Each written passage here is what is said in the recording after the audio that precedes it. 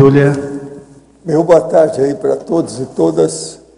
Hoje é dia 24 de outubro de 2012, quarta-feira. O verbete é de número 2457. Ele tem 7 páginas, 53 logias e 22 máximos. Eu chamo a atenção que a divisão do detalhismo tem 13 máximos. O tema é autorremissibilidade consciencioterápica. A especialidade é a consciência-terapia. Quem redigiu o verbete com muita classe é um especialista, que é o professor Marco Antônio, que está aí muito bem assessorado. Definição. A autorremissibilidade consciencioterápica é a propriedade, capacidade, talento, faculdade, qualidade, destreza ou habilidade de a consciência promover a autocura e a autorremissão total ou parcial. E por aí vai a explicação. Agora, a neofilia autopensênica. A checagem permanente do nível de aplicação de recins. A constatação do descarte da imaturidade pessoal. A manutenção do empenho autoevolutivo. A mudança de patamar procrastinada. O pseudo-completismo autoestagnador. O apego à autoimagem.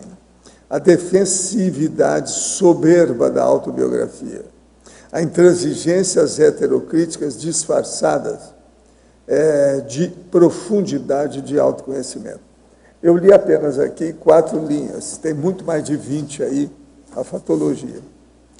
Agora, a sinalética energética para a psique pessoal, os insights do amparo quanto aos pontos cegos pessoais, as acusações telepatizadas, a máquina de incidência de guias amauróticos e assediadores pessoais através da autocura terapia, a neocondição parasociológica de assistentes sob o círculo de antigas amizades baratrosféricas. Agora, na argumentologia tem o tópico da tipologia com 4 tipos de autorremissões destacadas a partir do predomínio do veículo de manifestação. No tópico das forças, tem as 2 forças distintas que são passíveis de promover a aceleração da autoconsciencioterapia ou da autoconsciência terapêutica do evoluciente, e aqui é o presente e o futuro. E também tem a tabelologia com 10 fatores característicos da autorremissibilidade versus a antirremissibilidade. Nós temos ainda na remissiologia, dos 15 verbetes, nós destacamos 5. Autorremissão avançada, consciencioterapeuta, omniterapeuticologia, opção pelo autodesassédio e sinergismo, conscienciometrologia, consciência-terapia. Frase enfática. A autorremissibilidade consciencioterápica representa a desconstrução e a reconstrução consciencial geradoras do regozijo cosmoético, da autocura e da alimentação de novas recins. Você investe esforços na excelência da autorremissibilidade consciencioterápica. Como se classifica na escala simples de 1 a 5? Quanto à holomaturidade paraterapêutica. Eu chamo a atenção que a bibliografia específica tem 10 fontes bibliográficas. Agora, aqui a mega-análise, segundo João Paulo, aqui, que são 20 itens. Recim, demanda, estratégia, autoperdoamento, autoanálise. Autocoerência, autodiagnóstico, autoprescrição, autossuperação, autorrealidade. Autodesassedialidade, maturidade, paraclínica, impacto-terapia e autocuroterapia. Autoconsciencioterapia, conscienciometodologia, evoluciologia, experimentologia e homeostaticologia. Eu chamo a atenção aqui que o verbete do dicionário hoje é autoelencologia, o argumento é autoconscienciometrológico. Olha bem o que eu falo no argumentário, que a gente mostra aí uma listagem de 7 itens, 7 facetas interessantes. Agora, nós temos aí para o nosso verbetógrafo. Parafatologia, página 8, quarta linha. Poderia comentar sobre a neocondição parasociológica de assistente, sobre o círculo de amizades ou antigas amizades baratosféricas?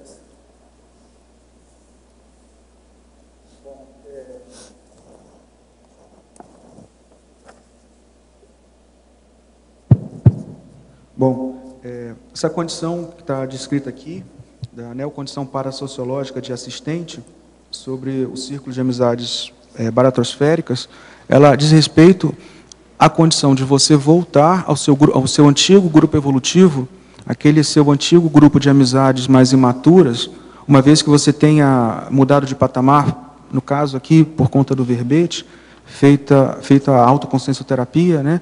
E essa mudança de patamar te credencia pelo rapport, pela autoridade moral autoconsciencioterápica, para você se candidatar a ser um amparador para aquelas consciências que fazem parte do teu grupo evolutivo, mas que por algum motivo você não tem mais aquele rapport patológico que os unia.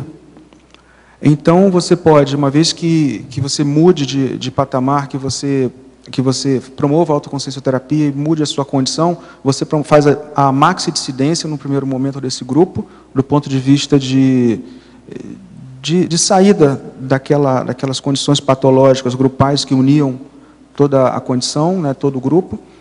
E, no segundo momento, você pode retornar a esse grupo na condição já de assistente, né, justamente por você ter o rapport, a condição afetiva que une essas antigas amizades.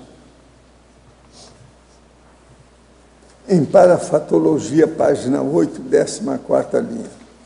O que seriam os aparelhos extrafísicos amplificadores da autolucidez? De que forma ter acesso aos mesmos?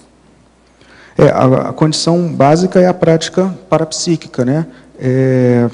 Essa condição dos aparelhos extrafísicos, eles, na verdade, eles são muitas vezes promovidos em condições assistenciais para você poder potencializar a sua autolucidez, o seu autodiscernimento, e você a consciência poder, de uma forma mais profissional, com uma cosmovisão mais abrangente, a consciência poder, então, fazer a assistência que cabe no momento. Agora, na Pensenologia, página 7, segunda linha. Poderia explicar melhor sobre os critérios definidores da autopensenidade paraterapêutica e mencionar alguns deles? Sim.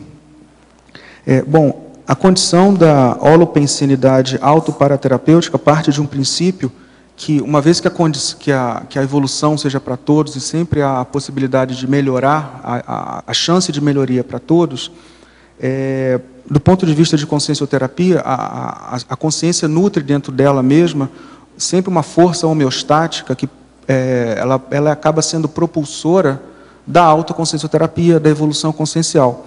A isso a gente chama de autopensenidade paraterapêutica, que está até na quarta linha. Então, uma vez que a autopensenidade paraterapêutica esteja predominando naquela consciência, quer dizer, aquelas forças propulsoras de homeostase, nós podemos dizer que existe uma holopensenidade autoparaterapêutica. O predomínio do holopensene daquela consciência é mais para a homeostase, é mais para o autodesenvolvimento do que o contrário, do que forças regressivas. O restante da ideia que foi trazida aqui são os critérios definidores dessa holopensenidade autoparaterapêutica. Eu vejo que o que é importante é cada consciência ter o seu próprio critério, né, de que ela está em um desenvolvimento, em um fluxo de holopensenidade autoparaterapêutica. Por exemplo, eu tenho um critério definidor, em termos de holopensenidade autoparaterapêutica. Quando eu estou, por exemplo, em qualquer processo de desenvolvimento, menos preocupado com a condição final, ou seja, de estabelecer o meu status quo para afirmar uma autoimagem, eu estou mais saboreando o processo de desenvolvimento, eu estou gostando de estar fazendo um processo de autodesenvolvimento, menos preocupado em me afirmar como, enfim, em algum status quo, eu vejo que isso é um critério definidor da minha autopensenidade paraterapêutica. A condição, inclusive, essa condição da holopensenidade paraterapêutica, ela tem muita correlação com uma condição aqui, que está na culturologia, que é a cultura da inteligência autoconsciencioterápica. Dentro dos estudos, dentro da consciencioterapia, tem uma vertente que a gente vem trabalhando, que um dos fatores mais importantes da inteligência autoconsciencioterápica, quer dizer, aquela inteligência evolutiva que diz respeito à capacidade de se desconstruir e reconstruir progressivamente, uma das coisas mais importantes é essa condição da pessoa gostar dessa desconstrução, ela adquirir um apreço, um gostinho, ela tem uma capacidade de saborear essa condição do autodesenvolvimento, sem ser uma condição sofrida, sem ser uma condição vamos dizer, lamentação pelo ego pregresso que está sendo reformulado. Enfim, então, a questão da inteligência autoconsciencioterápica, eu vejo que ela passa muito por essa questão dos critérios definidores da holopensenidade paraterapêutica. Então, eu vejo essa condição.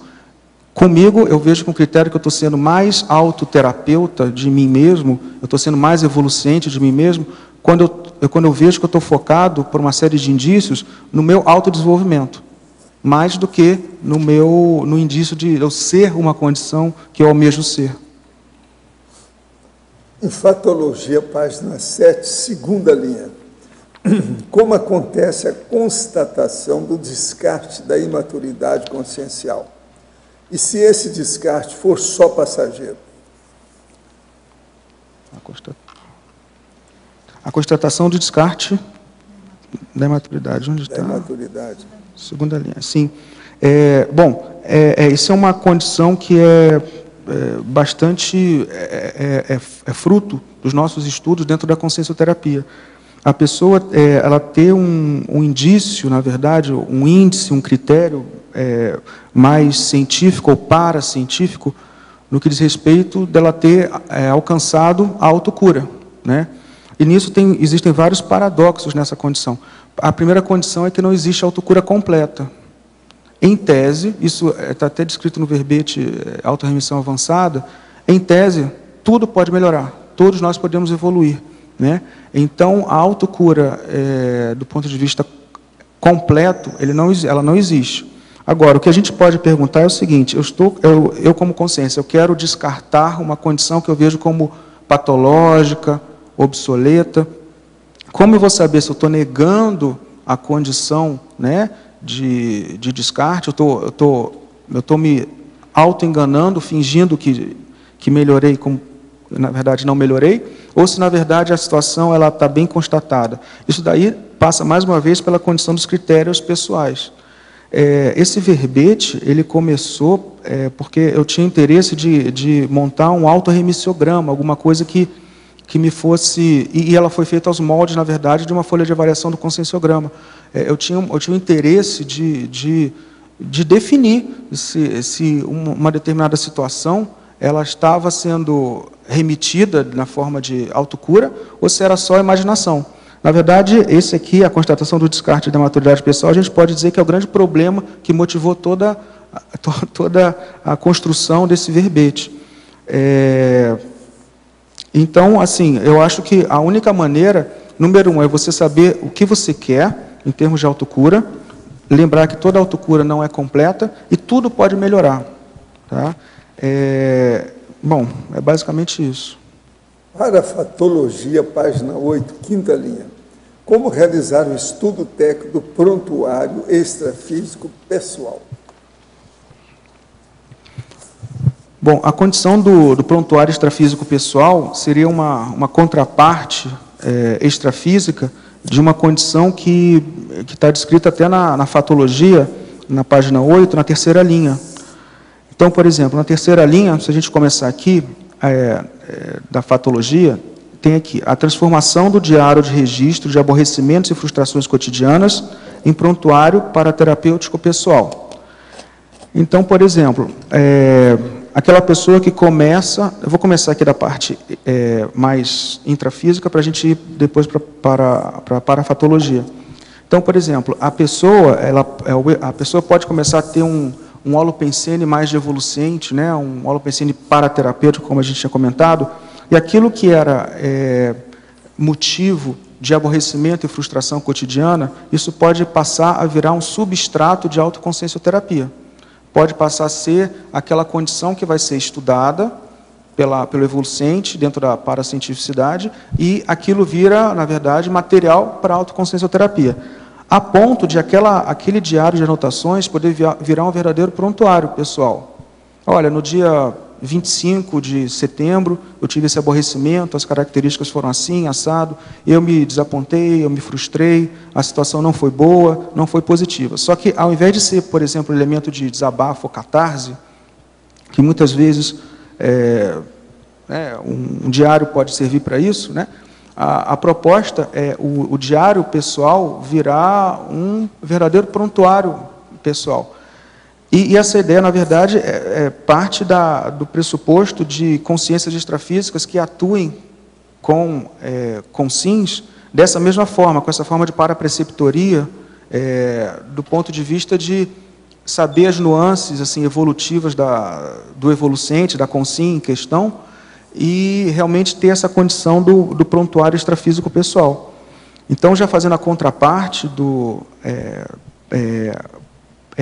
extrafísica, né, disso que eu coloquei aqui da transformação do diário de registro, o estudo técnico do prontuário extrafísico pessoal diz respeito a você manter uma conexão permanente, mais íntima, mais técnica, mais íntima, mas ao mesmo tempo mais técnica, com amparadores de função, para que dentro da cosmovisão paraterapêutica que eles possam ter, você, enfim, poder ter feedbacks, poder ter entendimentos que muitas vezes você não tem por conta da sua própria limitação.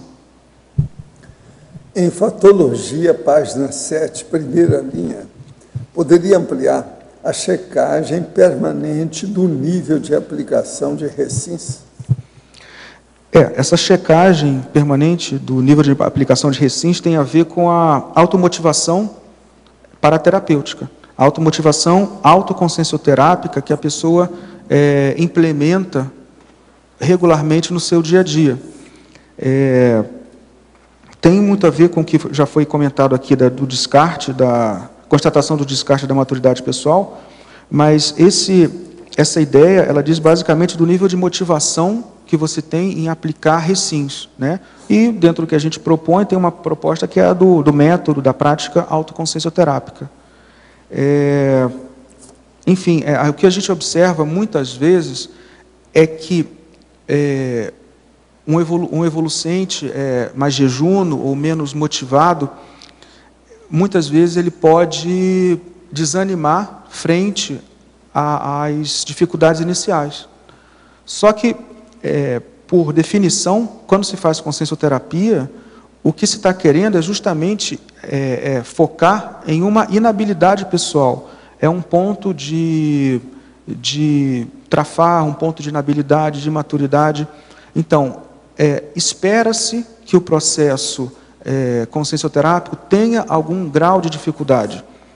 A grande diferença parece ser que, até onde eu entendo, até onde a gente vê, é transformar essa dificuldade numa autoinstigação, num autodesafio, ao invés de colocar a dificuldade como algo que vai te subjugar e vai desmotivar a tua própria condição de evoluciente. Em Fatologia, página 7, quarta linha. A intransigência às heterocríticas disfarçadas de profundidade de autoconhecimento. Essa condição, na verdade, assim, a fatologia ela tem uma cadência que ela começa homeostática. Essa parte da intransigência às heterocríticas já faz parte de uma série de referências que são patológicas. Então, essa condição de intransigência, eu quero chamar a atenção para a condição de intolerância à pessoa, ao evolucente, a qualquer pessoa candidata a fazer consciencioterapia. Eu sou candidato, eu sou evolucente. A intransigência ao evolucente em receber heterocrítica. E uma das formas que eu vejo bastante comum dessa condição da intransigência, da intolerância em receber heterocrítica, durante o uso do filtro natural de uma pessoa que está sendo... A pessoa, quando está sendo heterocriticada, ela naturalmente ela tem que usar um filtro em relação àquilo que ela está sendo ouvida. Ninguém faz apologia aqui ao acriticismo. Então, tem o filtro crítico daquela pessoa que recebe a heterocrítica. Só que no uso desse filtro crítico em relação ao recebimento da heterocrítica, muitas vezes esse filtro é uma forma de defensividade. E a pessoa, ao invés de usar aquela heterocrítica a favor dela, vendo muitas vezes as nuances do que está coerente, do que está incoerente naquela heterocrítica, a consciência, ela pode usar um mecanismo de se manter intransigente, ou seja, usar um filtro excessivamente rigoroso para se defender e ainda faz a condição ainda coloca uma condição de desculpa, vamos dizer assim, de falácia, em relação a esse filtro mais intransigente, que é a condição, não, eu me conheço, não, eu estou fazendo autoconsciencioterapia, não, eu sou autoconsciencioterapeuta. Uma condição interessante que eu tenho reparado ultimamente, dessas intransigências heterocríticas, tem um filme, é uma série na GNT, que se chama Sessão de Terapia. Na verdade, é uma versão brasileira do In Treatment, que é uma série americana, que foi, na verdade, a adaptação de uma série israelense, turca e tudo mais. E tem uma hora que tem o terapeuta sobre o processo de supervisão terapêutica. Então, como ele está com algumas dificuldades, a supervisora está mexendo com alguns pontos cegos dele, e ele é muito articulado em termos desses meandros da condução terapêutica, mostra muito essa condição de intransigência, dizendo assim, não, você está falando isso, está falando aquilo, mas não é nada disso, e mostra essa condição da intransigência. É bem didático, porque muitas vezes uma pessoa mais articulada mental-somaticamente, ela é mais intransigente e é pior, vamos dizer assim, de ser conduzida do ponto de vista consciencioterápico, se estiver usando esse filtro da crítica muito mais para se defender. Se ela estiver usando o filtro da crítica com uma intencionalidade cosmoética de autoaprimoramento, aí a condição voa abaixo. Em Fatologia, página 8, terceira linha de baixo para cima. A prioridade de metabolização dos substratos pessoais doentios. Poderia comentar isso? Sim. Bom, nessa fase nós já estamos trabalhando várias condições que são mais homeostáticas, né, no sentido da autoconsciencioterapia.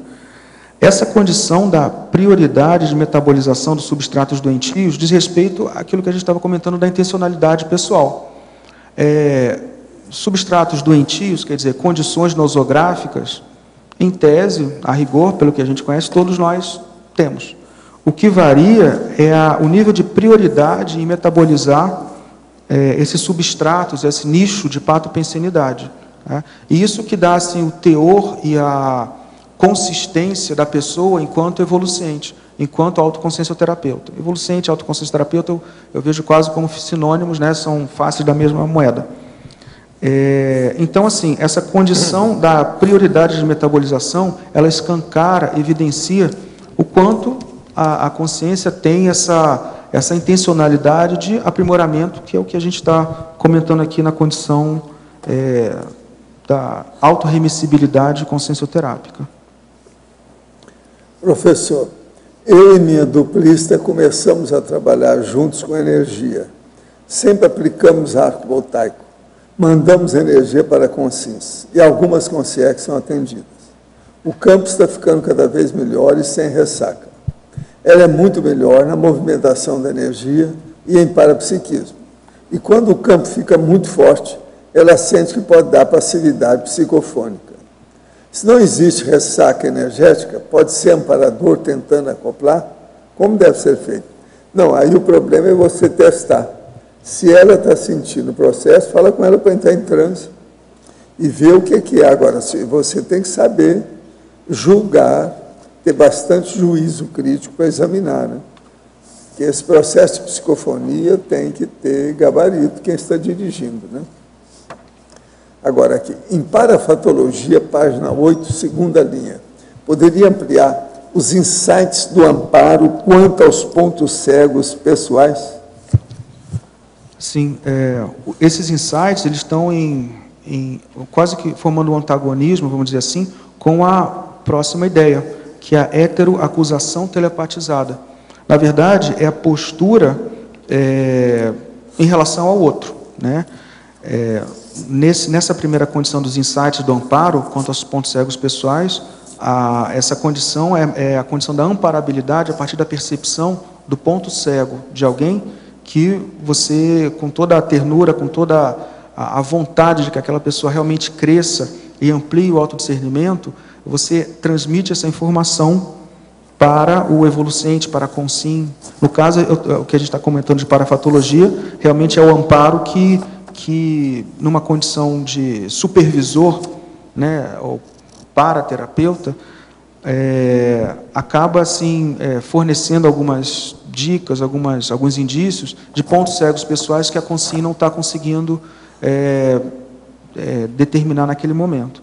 E, do outro lado, nós temos as heteroacusações telepatizadas, que muitas vezes o procedimento em si, em termos de fornecimento, parece ser igual, mas o fornecimento de informação de um assediador é diferente em relação ao amparador.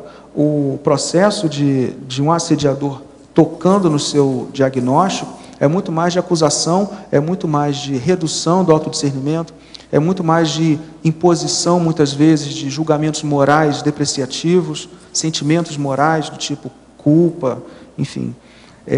Então, assim, foi colocada essa condição do insight, do amparo contra os pontos cegos pessoais, no sentido mesmo de estudar essa condição da amparabilidade, sendo um paraterapeuta, mas em que você percebe toda aquela intencionalidade, todo aquele acolhimento de amplificação do discernimento, diferentemente da heteroacusação telepatizada, em que o processo fica ostensivo à condição da redução do discernimento, seja pela culpa, seja pela autopunição, seja pela autodepreciação, enfim. Parafatologia, página 8, segunda linha. As heteroacusações telepatizadas. Favor expandir. Foi sobre isso que a gente... Você acabou de falar. Não tem mais nada para falar, que ela pediu para expandir. Eu estou só afirmando. Sim. Agora, na mesma patologia, página 8, oitava linha de baixo para cima. A assistência extrafísica a pulverizar as rusgas da vigília física ordinária. Sim. Essa condição aqui também ela está bastante centrada naquele verbete hominiterapeuticologia, em que a lógica de exposição do verbete hominiterapeuticologia é uma condição que, em tese, todas as doenças derivam do egoísmo. Uma vez que todas as doenças derivam do egoísmo, a omniterapêutica, ou seja, a terapêutica máxima, mais abrangente, é você reverter esse egoísmo se lançando para os outros, através de um processo altruísta, de assistência. Então, dentro dessa condição, dessa lógica, a assistência seria a omniterapêutica, porque através da reversão do egoísmo, a pessoa trata as próprias irracionalidades e imaturidades anti-assistenciais.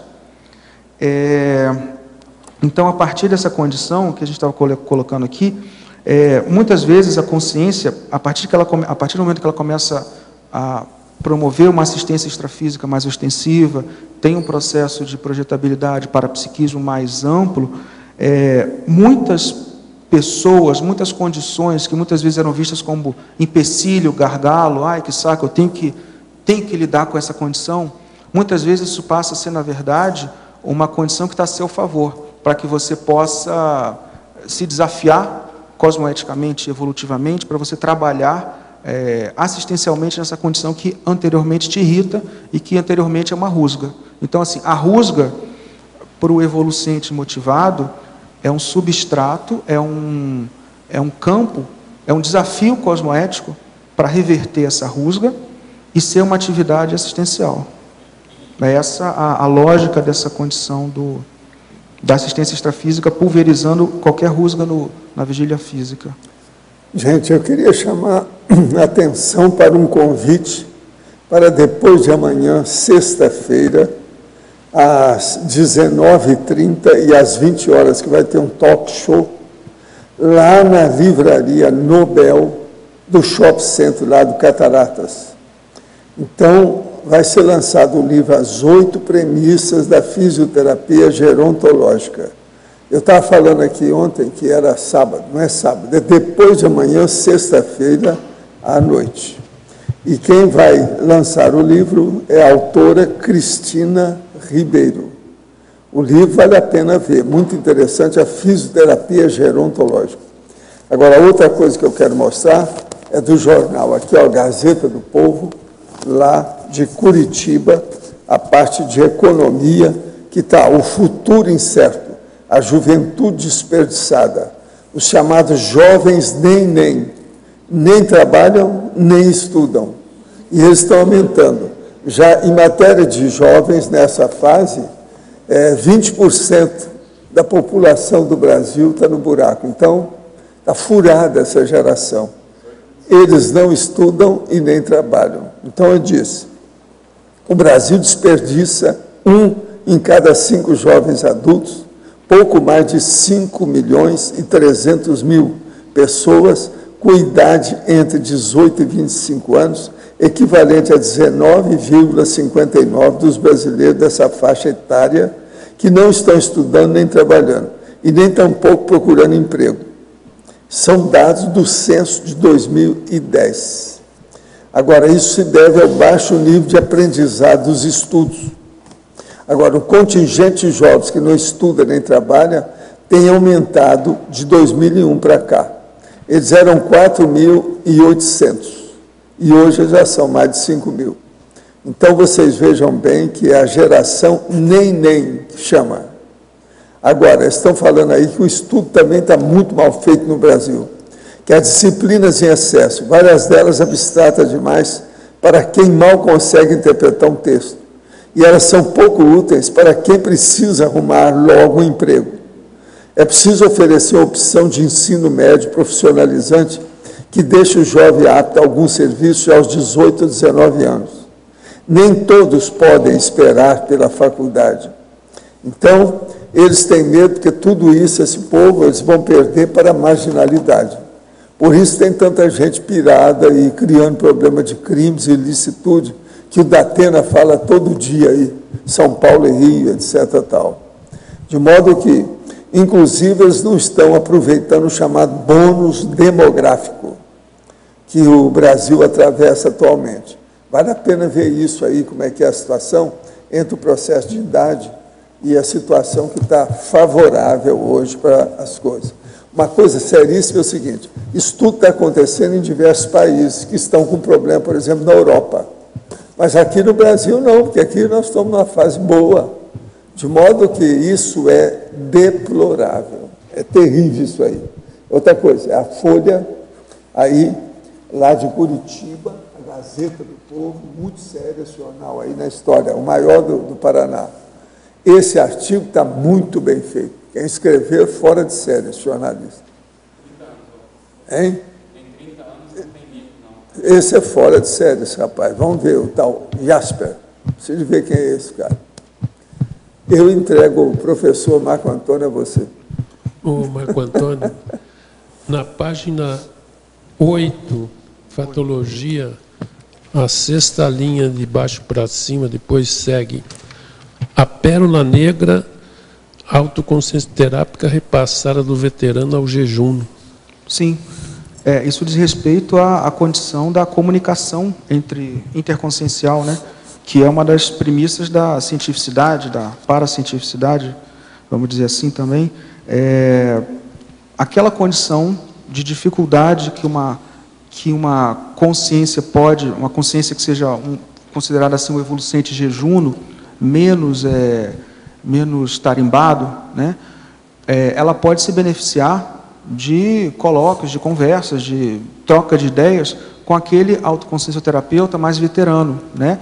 E que o consciencioterapeuta mais veterano pode chegar a dizer, olha, na minha situação, eu fiz isso, e isso funcionou. Isso a gente considera a pérola negra autoconsciencioterápica, né? E é uma forma, assim, interessante e bem eficiente, vamos dizer assim, dessa troca de tecnologia autoconsciencioterápica e que realmente é efetiva em termos de assistencialidade.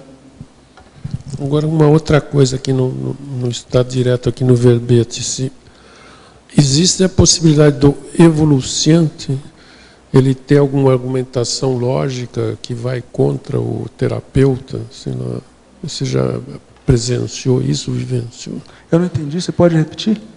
A possibilidade do evoluciente ele não concordar com o terapeuta e a coisa ser lógica. Sim, sim. É bastante frequente. É frequente. Mas aí Bastante o próprio frequente. terapeuta... Não, mas há uma condição. O terapeuta não é dono da verdade, né? E ele pode dar ele pode, por exemplo, dentro da lógica... está falando da relação consciencioterapeuta-evolucente dentro de um set, é isso? Na terapia. Lá Então, o consciencioterapeuta não é dono da verdade. Ele pode, por exemplo, apreender aquela situação do evoluciente e elaborar uma situação, tentar passar uma pérola negra, vamos dizer assim, já que estava falando disso, que não seja pertinente ao universo do evolucente. Isso pode sim acontecer. Isso faz parte da situação. Uma outra coisa que pode acontecer é isso ser totalmente pertinente, só que aquilo não é um fato, não é uma verdade para o evolucente. Isso também é factível de acontecer. O mais importante é o evoluciente, e aí eu digo dentro, fora do set consciencioterápico, qualquer lugar. O evoluciente elaborar os seus constructos pessoais, as suas interpretações pessoais, seus paraconstructos, suas interpretações pessoais dentro do paradigma conscienciológico, e aquilo ser paraterapêutico. Qualquer pessoa, seja professor, seja consciencioterapeuta, em qualquer instância, você fornece uma informação, aquilo não é introjetado para o evolucente ou para quem quer que seja, aquilo é só uma informação, não é um conhecimento.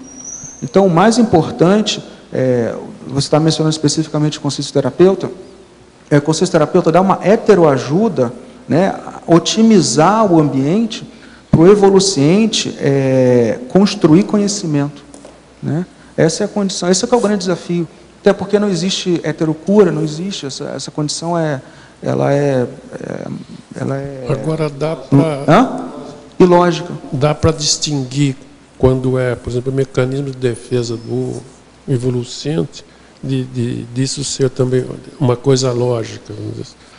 Dá para distinguir as duas coisas? Às vezes dá, né? Às vezes é um misto. Existe, na verdade, sim, essa situação ela é bem complexa. Porque, por exemplo, quando um consciencioterapeuta está na frente do evolucente, ele é muito assistido, né? Ele é extremamente assistido. Isso é uma condição que eu não sei se às vezes fica tão claro para o evolucente, a oportunidade que o evolucente dá em colocar os problemas evolutivos para serem compartilhados por um consciencioterapeuta. Então, essa condição do consciencioterapeuta ser assistido, esse é um negócio bem marcante. E, assim, existem erros, existem acertos, pelo menos assim, o que eu posso falar da OIC é que existe uma série de reuniões e trocas de informações para minimizar ao máximo esse erro. Agora, o aprendizado é mútuo, isso daí eu posso te garantir, ele é mútuo. E muitas vezes o consciencioterapeuta é mais ajudar do que o... Obrigado. Professor, como conter os crimes bárbaros praticados pelos pedófilos com os réus? Olha, ao que consta hoje, é quase que uma voz unânime internacional de que o pedófilo clássico só se contém preso. Eles acham que se soltar o pedófilo, ele fica perto dos playgrounds, fica olhando o que se passa, ele acaba atacando. Se ele é profissional, ele não deixa a profissão. Abre bem o olho disso. Então, pedófilo é uma das coisas bravas. Por isso que eu acho, por exemplo, padre pedófilo, devia prender o cara logo. Porque ele vai continuar, independente da igreja, ou senão manda para a rua. Isso não dá certo. Pedofilia, gente, é problema patológico, profundo, abrangente, sério. No verbete do DAC, página 55, poderia aprofundar o item autoperfilologia. A autoperfilologia transcende, ou mais, apropriadamente, ela vem antes da abordagem da generologia, masculinologia ou feminologia, na qual a consciência humana se insere, por exemplo, na condição de intermissivista, consciencióloga, consciência terapeuta, epicom, tenepsista, ofiexista ou tertuliana. O toque feminino faz a vida charmosa. A força presencial masculina estratifica a liderança. Inteligência é a autovivência acumulada. Há discordâncias superinteligentes. A tarde cosmoética não cria inimizades. Então, vamos entender, o que nós queremos chamar aqui é que a autoelencologia, que isso aí é muito sério, que é o elenco que você cria em torno de você mesmo, aquele elenco da sua história, elenco da sua vida, da sua biografia. E outra coisa também, a elencologia que você constitui por você. Então, isso também é sério. Por exemplo, o gênero. Então, mas a consciência humana, ela transcende isso aí. Ela sobrepaga essa condição. Então, é aí que entra, por exemplo, os processos que nós falamos sobre o problema da transafetivologia, que ela supera o processo da sexualidade. Outra coisa, nessas comunex extrafísica evoluída que eu venho falando, o problema de sedução sexual e problema nesse sentido de fantasia sexual, isso acaba. E a pessoa gosta do outro independente disso, é a consciência pela consciência, a inteligência pela inteligência, é a racionalidade pela racionalidade. Agora aqui, o professor comentou que uma das personalidades que estudou foi a do psicanalista Sigmund Freud. Quais conclusões o professor tirou de suas teorias, tais como complexo de Édipo, inconsciente, sexualidade infantil? Mesmo se tais teorias hoje já estiverem ultrapassadas, alguma delas corresponde à realidade? Qual teoria de Freud estaria correta? Olha, hoje está muito difícil de falar isso tudo, porque eles mesmos já estão usando o processo da análise e outras coisas mais diferentes da do Freud. Então, hoje já tem algumas escolas de psicologia muito superior a esse processo. Ele, por exemplo, foi bom numa certa época. Foi bom enquanto durou dentro da condição, mas hoje já era. Isso aí, o freudismo já caiu. Se quiser ver, tem uma revista aí que está nas bancas falando sobre Freud e a condição do Freud, como é que está hoje. Que eles mesmos perguntam, como é que é? Vamos colocar o Freud no divã para ver o que sobrou? Ele ainda pode colocar? Ainda existe isso? Como é que é? Gostaria de saber qual é a opinião do professor a respeito do livro Os Irmãos Karamazov, uma das grandes obras do escritor Fyodor, quer dizer, Dostoiévski. Olha, é interessante para aquilo que ele mostrava. Muito embora esses russos mostram muita história baratrosférica, né? A gente tem que dar uma de mão nisso aí, dar um desconto. Mas aí os irmãos Karamazov é interessante. Vamos estudar, vamos ver. Buenas tardes, escribo desde Espanha. Queria saber quais seriam as consequências extrafísicas e grupo kármicas que você considera que tendría una posible separación de Cataluña del Estado español. Yo soy contra todo tipo y categoría de separatismo. Soy a favor del Estado mundial. Entonces, não há possibilidade racional, lógica, para defendermos qualquer coisa que seja de separação de um Estado.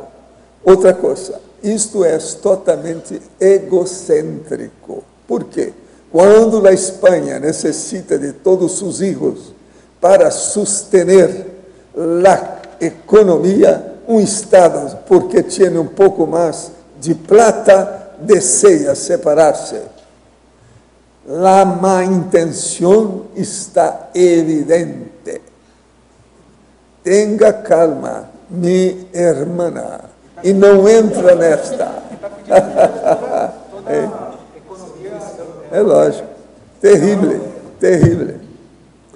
Professor, tenho refletido sobre alimentação e para-ecologia, e ontem, quando o senhor comentou sobre transafetividade, eu fiquei fazendo algumas relações a respeito, especialmente no que concerne a alimentação com carnes. Você pode comentar um pouco mais sobre isso? Sim, a alimentação com carne tem que desaparecer, mas é que está muito difícil ainda na Terra. Enquanto não mexer na economia da indústria e do comércio, isso aí não vai melhorar. Está muito difícil ainda. Enquanto os governos estão falindo, estão querendo adotar tudo quanto é tóxico, liberar todos os tóxicos que tem para aí, o tóxico pesado, essas coisas não vão melhorar tão cedo. Na hora que eles querem colocar a maconha livre, sendo que estão combatendo o cigarro, isso é uma incoerência absurda. Então, como é que você vai falar em carne com esse povo? Outra coisa, precisava de colocar um jeito, no processo de proibir, por exemplo, essas publicidades sobre bebida, sobre vinho, sobre cerveja. Isso tudo precisa de acabar. É tanta gente aí nos hospitais, e na rua, gente bêbada que bate o carro, um milhão de coisas. Para que permitem fazer propaganda disso? Outra coisa, médico fazendo propaganda de vinho, isso é uma vergonha. Por que não manda o povo chupar uva? Vamos parar com isso. Quer dizer, é uma coisa de doido esse processo hoje, século XXI, com tanta gente pirada. São profissionais da piração. Está cheio deles por aí. Então, vamos entender isso. Agora, o que eu vejo é o seguinte, a transafetividade é muito superior a isso tudo. Vamos tentar viver a transafetividade naquilo que nós pudermos. Professor, me perguntaram a respeito dos mestres ascensionados, grande fraternidade branca, seriam seres evoluídos. Eu disse que havia trabalho com energias, porém, ritualístico e ultrapassado, e que está perfeito, é isso mesmo. E quando alguma consciência ainda necessita de rituais e aparecer como superior, é porque esta não é nada evoluída, está perfeito. E o interessante seria a afinização com consciências mais lúcidas e não seguir de pronto a quem essa crença lhe disse. Muito bem. A pessoa questionou que o trabalho feito lá é com a intenção de mandar energia para o planeta Terra inteiro. Falei dos pensamentos que não necessitamos terceirizar o processo, que as energias chegam onde você quer. Poderia aprofundar um pouco esse assunto? Não. Está perfeito, você está ótimo aí. Vamos entrar nessa. Você está bem consciente da situação. O que eu vejo que existe na Terra é o maxi-mecanismo multidimensional interassistencial. São esses que fazem a gestão evolutiva do planeta Terra. Agora, a fraternidade branca, isso aí sempre falaram nisso, é coisa de cultura, é processo aí antigo que existe. Agora, tudo isso está superado, né? Porque se essa fraternidade branca fosse boa, eles teriam já se materializado na praça pública. São muitos séculos que estão falando nisso. Quem é que nunca fizeram isso? Então, isso tudo é conversa fiada, é muita teoria dentro dos processos de iniciação e os problemas de lavagem cerebral. Agora, o processo nosso é o seguinte, não acreditar em nada nem em ninguém, mas fazer experiência e constatar para a gente. Então, por exemplo, quem me escutar não deve ir no bico do que eu estou falando. Quem lê meus livros não deve seguir aquilo que está escrito. Faça a experiência e vê quem é que está certo. Te vira. O processo todo é isso. Eu chamo isso que é o doutor te vira e a doutora te vira. Esses é que são os que precisam mais aí na Terra, atualmente, na sociedade nossa, que ainda é patológica. Agora, gente, eu devolvo o professor Marco Antônio para vocês. Pode falar. Marco, a Vivian Quinoa. Na oitava, na página 8, na sexta linha, na quinta linha de cima para baixo, o neodirecionamento experimentológico através da racionalidade autoprescritiva. Não sei se já foi comentado, mas você poderia dar um esclarecimento? Você pode me repetir, por favor? Na quinta linha de cima para baixo, Tá. o neodirecionamento experimentológico através da racionalidade autoprescritiva. Na fatologia, né? Assim. Na página 8. Sim, sim. Essa ideia, na verdade, ela começa com um atributo, na verdade, do evoluciente, que é a condição do evoluciente, uma vez que ele passou pelas etapas autoinvestigação, autodiagnóstico, autoenfrentamento e autossuperação, o evoluciente ter a condição de saber o que é melhor para ele em termos de autoenfrentamento. Tá? Vamos supor, a pessoa é tímida e ela vê... Timidez é uma síndrome, não é uma coisa só, não tem um motivo só. Mas vamos supor que o motivo principal da timidez dela seja o orgulho, né? Então ela sabe que ela vai ter que fazer uma autoprescrição bem direcionada, bem diretiva, né, para desconstruir essa pensinidade de orgulho. Tá? Então essa habilidade que o evolucente tem de traçar autoprescrições compatíveis com a doença que ele manifesta, com a patologia que ele manifesta, a gente pode chamar de racionalidade autoprescritiva. Certo. Tá? Ficou claro essa condição? Sim, sim. Então, isso é a racionalidade autoprescritiva. Uma vez que o evoluciente ele entenda que foi feito um diagnóstico, e ele precisa redirecionar as atuações para fazer uma condição que antes ele não estava nem pensando antes de fazer a consciencioterapia, a autoconsciencioterapia, não estava percebendo que precisava daquilo, muitas vezes ele precisa desse neodirecionamento, ou esse redirecionamento. Tá? Então, esse redirecionamento experimentológico, ele acontece a partir do momento que o evolucente entende que aquela situação que muitas vezes ele não estava nem esperando, ou às vezes ele não era nem afeito de realizar, na verdade é o remédio dele, a partir da racionalidade autoprescritiva. Racionalidade ou logicidade autoprescritiva. Perfeito. Ficou claro? Sim, sim. Obrigada. Marcos, Silvana aqui no ar. Eu quero fazer duas perguntas, Sim. ambas na parafatologia. Tá. A primeira, na quinta linha, de cima para baixo. Você fala aí, o estudo técnico do prontuário extrafísico pessoal. E na 11ª linha, também de cima para baixo, você fala a acariação extrafísica. Aprofunda, por favor, esses dois tópicos. Tá. O estudo técnico do prontuário extrafísico pessoal, a gente já comentou, mas a condição é a condição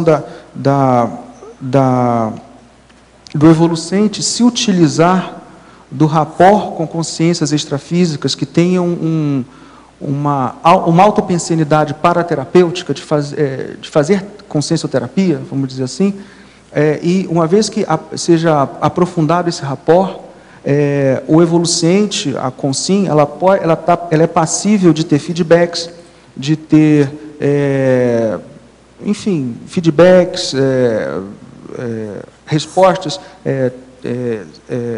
sugestões de reajuste que funcionam como se fosse uma autoconsciencioterapia para ela. Então, é o evoluciente com o amparador extrafísico? Isso é qualquer pessoa que se coloque na situação de evoluciente, que se coloque utilizando o método, a condição da autoconsciencioterapia. Ele elabora o próprio prontuário, é isso? Na verdade, assim, essa condição de elaborar o próprio prontuário está mais descrita na fatologia, na 4ª linha, fatologia lá em cima, na 4ª linha de cima para baixo. Esse é o procedimento, vamos dizer assim, intrafísico, de você começar a registrar as condições que são substratos para você formar um prontuário, um prontuário pessoal consciencioterápico. Ok. Agora, isso por hipótese, né, e dentro do que a gente vê com outras pessoas que a gente discute, existe essa para-rotina do ponto de vista extrafísico numa situação de consciência e consciex. Sim. Isso é uma hipótese, já discuti com algumas pessoas concordam, outras pessoas acham que até agora é uma hipótese só, enfim. Mas essa condição do prontuário extrafísico pessoal, a pessoa acessar o seu prontuário extrafísico pessoal através de um rapport. Por exemplo, um amparador da TENEPS, Isso é o máximo, né? Por hipótese, né? Será que isso é factível? Sim. Temos que testar, né? Claro. Agora a cariação. Assim, a cariação extrafísica é aquela condição, né, de encontro extrafísico com o amparador, com todo mundo envolvido, você com o assediador, amparador, para deslindar, para clarear uma situação que está mal parada. Tá? Isso também é profundamente consciencioterápico. Ok. Obrigada, tá Marcos. Bom? Marcos. Oi, aqui. Oi, Bom? tudo bem? Por favor, para me entender um pouquinho mais a didática do teu título, por que você optou por autorremissibilidade e não autocura consciencioterápica? Sim.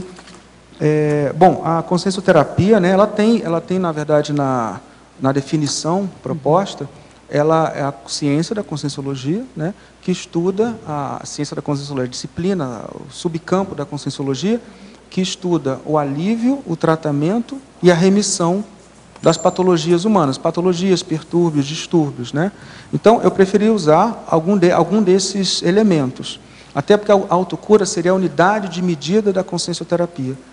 Então, assim, ou eu usaria alguma condição do tipo autoalívio consciencioterápico, mas isso seria alguma coisa muito mais paliativa, da conotação de paliativo.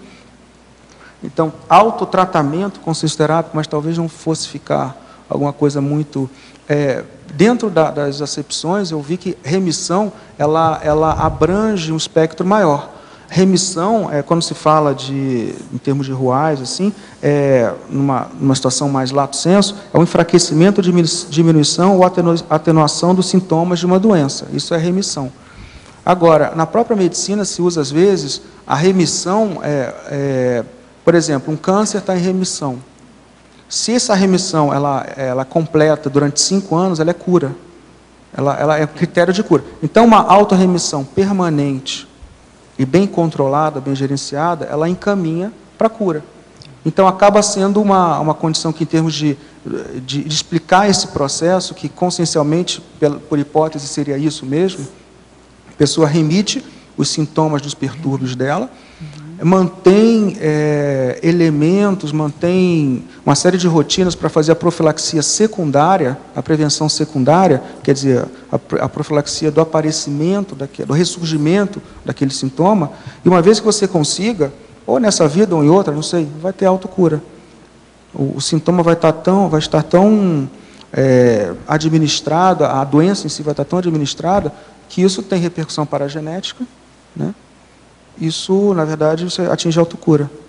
Em tese, seria isso. Mais uma pergunta. Na página 12, na tua bibliografia específica, o segundo item da tua bibliografia, né, você trouxe para nós a síndrome da banalização dos autodiagnósticos, a partir daquele artigo. Você pode falar um pouquinho o que seria a síndrome da banalização? A banalização, na verdade, ele é fruto, na verdade, de uma conversa que eu lembro que eu tive com uma consciencioterapeuta que já passou pela OEC, a Ana Vilela, né? Então, uma vez ela chegou para mim, pô, engraçado, né, Marco? Às vezes a gente mesmo, a gente vê que outras pessoas, elas nos entregam de bandeja, assim, numa bandeja de prata, ela usou até esse termo, nos entregam o diagnóstico numa bandeja de prata, né, Marco? E eu fiquei pensando isso, é verdade, bandeja de prata, ela mostrou um negócio tão assim, estava no plantão, eu pela clínica, ela pela pediatria, lá no hospital aqui de Foz. Então, aquilo começou a... É verdade, o que é isso? Aí eu comecei a ver em mim também como é que é esse processo.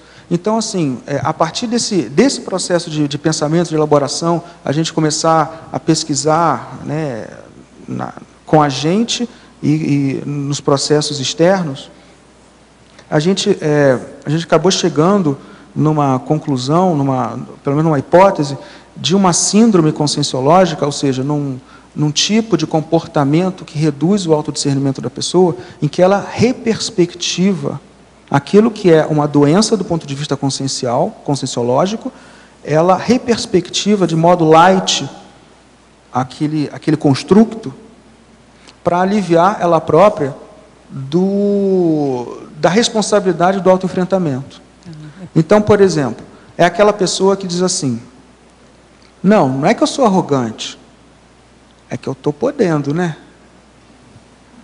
Então, assim, não é que eu tenho problema com poder, é que essa gentalha não é difícil de aturar, né? Então, assim, essa reperspectivação light é um sofisma, a pessoa elabora um outro construto mais assim anticosmoético, para que ela não carregue a seriedade evolutiva que traz o peso de um autodiagnóstico como aquele que ela inicialmente se defrontou. Então, a pessoa banaliza o autodiagnóstico, e no artigo são descritas várias estratégias para a pessoa fazer isso. A pessoa pode ser um pouco fanfarrona, eu sou assim mesmo, estou acima do peso, eu sou, não sei o quê, para manter essa forma eu preciso de muito esforço, entendeu? Então a pessoa banaliza uma condição. Ninguém é a favor da cerveja também, né? Isso, ninguém é a favor de ser constricto, sério com as patologias pessoais. Pelo contrário, tem um binômio aqui que é saber rir de si mesmo / seriedade evolutiva. Então, é muito importante a pessoa usar o saber rir de si mesmo como elemento de descontração, até para não gastar energia à toa. Mas, ao mesmo tempo, isso tem que ser parte de uma estratégia de seriedade evolutiva para ser ortopensênico no que diz respeito a resolver problemas evolutivos, trafares, né? Bacana. Só mais uma pergunta, então, aqui. Na página 11, na tua tabela, Sim. tabelologia, o item número 3, por favor. Você fala aqui, a eudemonia versus a traumastenia consciencial. Traumastenia. É o primeiro ou o segundo que você quer? Ou os dois? Os dois. Tá. A linha correspondente ao item 3. Sim. Então, assim, essa tabela aqui, ela é um cotejo, né, das habilidades, das situações, dos contextos referentes à condição que eu estou chamando de autorremissibilidade, né, são aqueles fatores, vamos chamar assim, pró-autocura. E, do outro lado, do lado direito, são aqueles fatores nosográficos, tá, que são anti-autocura, certo? No item 3, o que eu quis destacar aqui, eudemonia, na verdade, existe o verbete, né, que é a condição da eudemonia cosmoética, tá? E a eudemonia cosmoética, a mini-eudemonia cosmoética, ela é representada pela concepção do complexus, tá? Então, só que aqui a gente está falando vamos falar assim, de um subtipo de eudemonia cosmoética, em que a pessoa tem um autocontentamento, um bem-estar consigo mesma, a partir de uma auto-organização em favor de uma vida norteada pelo autodiscernimento, né? E esse autodiscernimento, ele não só é conseguido, como ele promove mais a autoconsciencioterapia, tá? Na prática, muitas vezes, quando a consciência se insere naquele ciclo autoconsciencioterápico, autoinvestigação, autodiagnóstico, autoenfrentamento, autossuperação, muitas vezes existe um travão, um sofrimento daquela condição a maior que ela alcançar o completismo daquele ciclo autoconsciencioterápico. Mais uma vez, se a pessoa consegue saborear esse momento, ela consegue entender que aquela situação mais ou menos incômoda daquele enfrentamento, aquele desconforto a curto prazo, de você olhar aquilo que não está bom em você, você enfrentar de uma maneira, às vezes, até meio atropelada, meio sem habilidade, mas é normal, é uma inabilidade. Então, você vai enfrentar de modo inábil. Quer dizer, você pode enfrentar de modo hábil a sua inabilidade, mas, obviamente, aquilo não vai ser um talento, você não vai estar esmerilhando. Faz parte da autoconsciencioterapia. Quando você começa a ter gostinho pela situação, e principalmente por uma fase da autossuperação em que existe um ganho de energia, a pessoa pode vivenciar uma eudemonia autoconsciencioterápica. Certo? Por outro lado, no item da antirremissibilidade, a traumastenia consciencial, ela é uma condição descrita em que, muitas vezes, a consciência, por conta de orgulho, de apego, aos seus próprios trafares, quando ela tem a quebra daquela condição, quando ela tem impacto terapia no sentido de ver que ela não está no caminho certo, de ela precisa melhorar, a pessoa se rebaixa. A pessoa vai para o buraco. Ela vai para o buraco patologicamente, né? Vamos dizer assim, você olhar diante de você e ver que você não tem uma habilidade, isso é até parapedagógico. É bom, é interessante você olhar e dizer, opa, preciso frear.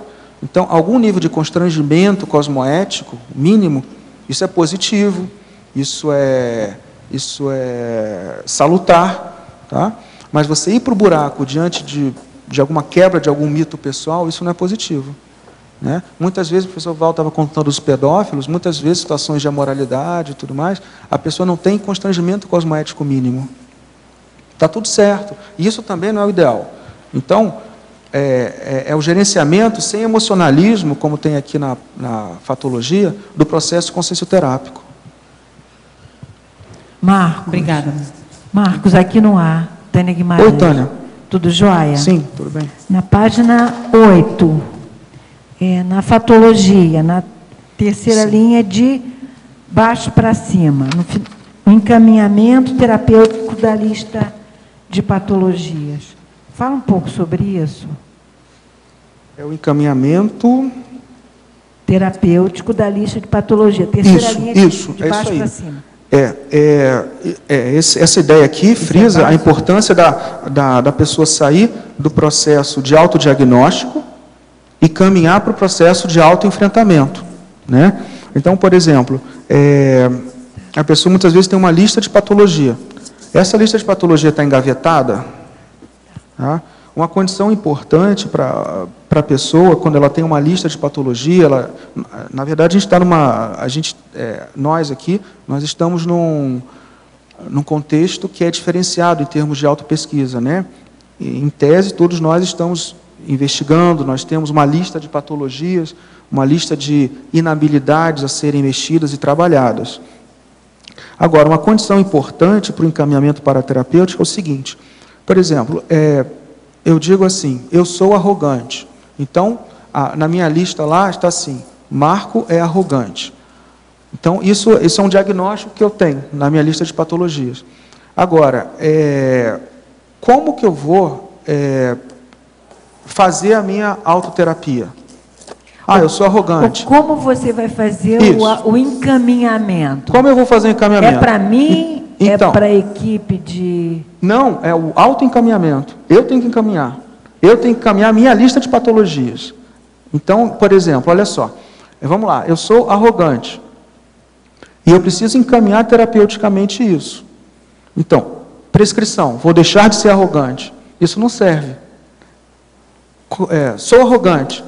Deixar de ser arrogante. Não vou me permitir ser arrogante. O que muitas vezes é importante? Dentro daquela lista de patologias, a pessoa entender quais são os processos intra- e interconscienciais que redundam em eu ser arrogante. Ou então, o que quer dizer isso? Eu sou arrogante. O que isso significa em termos de lista de patologias? Sim. Isso quer dizer que quando eu olho o porteiro da minha rua, eu não dou bom dia, porque eu acho que ele é inferior. Então, prescrição. Vou olhar a pessoa, vou dar bom dia e jogar energias. Isso é um encaminhamento paraterapêutico ou terapêutico da sua lista de patologias.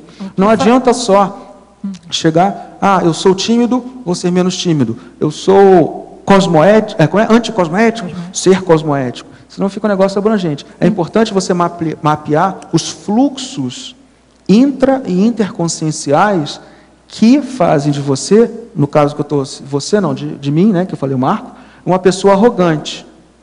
Então, é um que fazer. Claro, é isso aí. É analisar, quer dizer, colocar o que faz complicado, né, o que torna complicado, e o que fazer. Porque senão fica só na teoria, se você só lista.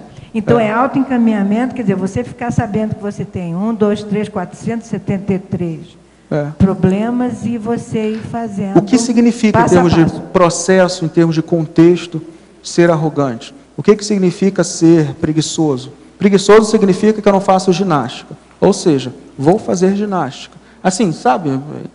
Você precisa mapear o fluxo da tua patopensenidade, né? Tá, muito obrigada. Professor, algumas vezes, quando me lembro de ter saído do corpo, principalmente quando tenho certeza que a saída foi rápida, minha garganta parece secar e fico tentando tossir, voltando abruptamente para o corpo. Isso é comum? O que fazer? Olha, aí seria bom você ver alguns detalhes. Primeiro, é bom ver se você não está com algum processo de desidratação. Segundo, se toma mais água. Segundo, é preciso ver na hora que você está dormindo qual a posição que você está usando. O ideal aí, nesse caso, então, talvez, seja dormir de lado. Não use o decúbito dorsal, porque às vezes você está com a garganta aberta, quer dizer, a boca abriu, a garganta está exposta, e você às vezes é ectoplasta, isso aí piora e dá esse fenômeno aí do laringochakra. De modo que é bom observar isso aí e anotar tudo. Professor, poderia explicar e aprofundar em argumentar os itens do verbete do DAC? Personagem conceitual, a identidade de referência, o apelido, isso aqui é a parte humana que a pessoa tem. Qual a sua personalidade? O que você é? Qual a sua identidade? Qual o seu RG? Qual o apelido que você tem? Você é a Mariazinha? Aí está o negócio, é aquela pessoa, é um jeito. Heterônimo, o pseudônimo, o nome de guerra, o nome de plume. O problema aí é o nome que a pessoa usa para ela ter uma profissão. Nome de plume quer dizer o nome da caneta, o nome do lápis. É o escritor, qual o nome que a pessoa usa. Tem pessoa, por exemplo, que às vezes ela tem 6 nomes, ela arranja só 2 para colocar no livro, porque senão ninguém lembra quem é. Pessoa com 6 nomes que coloca em livro, é porque às vezes a universidade está fazendo força, etc. Essa pessoa nunca vai ficar nem conhecida direito, e aí vai confundir tudo. Não fixa a personalidade. Então, ela aqui está perguntando, isso se refere à identidade extra da pessoa, da vida dela intrafísica? Não, você não viu, identidade extra é o 5, não tem nada a ver com isso, é na vida intrafísica da pessoa. Professor, essa noite foi a pior de toda a minha vida. Tenho 54 anos, moro em Nice, na França. Estou realizando um trabalho de negócios internacionais, venda de ilhas, prédios, Brasil, Europa. Estou com parceria de uma advogada, também brasileira, e tenho a impressão que estou sendo passado para trás por ela. É muito dura essa situação. Já tentei, já passei a noite acordada, fazer o EV, estou até agora acordada, parecendo um zumbi. Não estou conseguindo fazer nenhum tipo de exercício de energia, nem o EV. O que acontece é assédio? Por parte de quem está vindo isso? Olha, tudo indica que isso aí é assédio do brabo. Agora, eu te aconselho o seguinte, arranje um ou outro advogado para entrar nessa história. Aí tem coisa braba atrás disso. Como você está mexendo com muitos interesses, muitos bens, muito patrimônio que está em jogo aí nessa história, é preciso de olhar. Seria bom colocar um outro advogado na história. Pensa nisso. É o melhor que você faz. Agora, eu vou fazer a assistência com a energia, inclusive para a doutora lá. Professor, o senhor poderia fazer um paralelo entre a apometria e a TENEPS? A apometria é para fazer o processo de sair do corpo e fazer desassédio. Agora, a TENEPS é ajudar aquelas consciências que o amparador de função traz para a pessoa. A TENEPS é um processo individual. A apometria é um problema grupal. Professor, ocorreu uma experiência estranha comigo e meu amigo, há 6 anos, me encabulou. Meu amigo estava em frente ao espelho, falando sobre as qualidades e defeitos de seu pai. Até que coloquei meu dedo indicador em seu ombro esquerdo e disse, você é igual a seu pai. Nesse momento eu vi uma luz forte no quarto e ele levou o choque. O senhor poderia me explicar esse fenômeno? Sim, isso aí é o fenômeno de efeito físico. Você deve ser ectoplasta. Está na cara. Essas coisas acontecem principalmente nas melhores famílias, que tem a ectoplastia, né? Está na cara. Gente, eu devolvo aí o professor Marco Antônio para vocês. Marco, quem é que está com o microfone? Aqui no ar. Na exemplologia, você podia explicar o que diferencia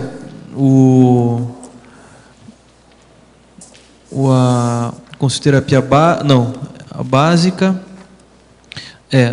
do o jejum do avançado. Não, desculpa, o evoluciente jejum do evoluciente veterano. A autorremissibilidade consciência terápica básica, né, que é a habilidade do evoluciente jejuno pré-serenal, não é isso? Isso. Isso. Mas o que diferencia o jejum do veterano? O que eu acho que diferencia isso daí, por hipótese, né? Eu ainda não tenho uma resposta consensual, nem consensual do grupo de terapeutas, e eu mesmo ainda estou aprofundando nessa condição. Mas o que eu vejo seria o que a gente está chamando aqui de inteligência autoconsciencioterápica. Logo abaixo, na culturologia, a cultura da inteligência autoconsciencioterápica. O que eu vejo aquele evolucente mais jejuno, o que ele tem é uma inteligência autoconsciencioterápica. Agora, quando a gente fala de inteligência autoconsciencioterápica, é muito importante entender o conceito do que a gente está chamando de inteligência autoconsciencioterápica, porque muitas pessoas têm até um livro, está aqui na bibliografia, o terceiro, Carol Dweck, porque algumas pessoas fazem sucesso e outras não. O título em português não é bom. O título em inglês é melhor, Mindset, tá? A nova psicologia do sucesso. E tem uma outra aqui que é do Sternberg, que é o quinto, porque as pessoas espertas podem ser tão tolas. Essa pesquisadora aqui, Carol Dweck, ela traz o conceito do código mental, sendo aquele conjunto de atributos que você tem, qualidades humanas, personalidade, habilidades, temperamento, inteligência. E o que acontece? Nesse código mental, algumas pessoas acham que essas qualidades humanas, elas são fixas. Inclusive a inteligência. Muitas pessoas acham que a inteligência em si é um atributo fixo. Outras pessoas acham que a inteligência, como outras qualidades humanas, são atributos moldáveis, aprimoráveis. Isso é muito importante, porque quando a gente fala aqui de inteligência autoconsciencioterápica, a gente está falando de um atributo moldável, maleável, passível de desenvolvimento. Foi feita uma experiência com essa pesquisadora, a Carol Dweck, ela fez um experimento numa universidade de ponta em Hong Kong. E o que acontece? Lá em Hong Kong era um ambiente muito competitivo em termos de desempenho acadêmico, e o que se sabe é que todos os artigos científicos lá são debatidos em inglês. Então, a proficiência em inglês ela é fundamental para o seu bom desempenho acadêmico. E foi feito um experimento que era o seguinte: pegaram alunos do primeiro ano da psicologia e fizeram uma prova de inglês, então sabiam quem era bom, quem era ruim nessa matéria, quem tinha proficiência ou não, e ofereceram a possibilidade de aprender inglês. Praticamente todos os alunos que tiveram boas notas não estavam interessados, ok. Mas daqueles que, em tese, deveriam se motivar ou querer aprender inglês, uma parte dessas pessoas não estava querendo aprender inglês, mesmo que isso fosse importante para o desempenho acadêmico. Uma outra parte dos alunos queria realmente fazer o inglês. Essas pessoas, quando tipificadas em termos de código mental, de postura, observou-se o seguinte: essas pessoas que não queriam aprender inglês, elas estavam com medo de pagar mico, vamos dizer assim, ou de mostrar uma inabilidade, uma deficiência. Por quê? Porque elas têm dentro delas um código mental fixo. Ou seja, elas têm uma crença pessoal de que as habilidades, a pessoa nasce, cresce e morre com aquilo. Outras pessoas que não têm essa crença pessoal das qualidades humanas como sendo uma condição fixa, como sendo uma condição aprimorável, desenvolvível, essas pessoas, elas se colocam em experimentações e elas acabam adquirindo outras habilidades. É mais maleável, ela tem esse código mental maleável. Então, a importância da inteligência autoconsciencioterápica não é assim, eu sou inteligente ou não. É um atributo passível de desenvolvimento. Quando você acha que você nasce com isso ou não, você fica, na verdade, torcendo para ser inteligente. Os bem bem-aventurados que nasceram com uma inteligência. E aí você para defender a sua autoimagem de inteligente, você se esquiva de enfrentamento que pode mostrar a tua inabilidade e, com o tempo, você deixa de ter dividendos e ganhos evolutivos. O cerne da inteligência autoconsciência terápica, pelo que a gente está colocando aqui, é a pessoa confiar na sua capacidade de desenvolvimento dessa inteligência, que é a capacidade de se desconstruir e se reconstruir enquanto consciência, né? Entendi. Então, quer dizer, o tempo, por exemplo, é um critério que já não entra nessa... Não, tempo de consciência terapia, não. O cara pode chegar na primeira sessão de pode, evolucente, claro. E já demonstrar uma... Sim, a gente já viu o evolucente que com uma sessão mudou a vida toda e mostrou um nível de enfrentamento que a gente queria olhar assim, poxa, como é que ele fez isso aí? Olha que cara interessante. A gente aprende muito. Então, um critério que se coloca é essa desconstrução e reconstrução. O nível de inteligência consciência terápica é expressa pela capacidade de autodesconstrução e autorreconstrução sem sofrimento, com ortopensenidade. Até aí é onde a gente tem como verdade, não sei. Beleza, obrigado. Oi.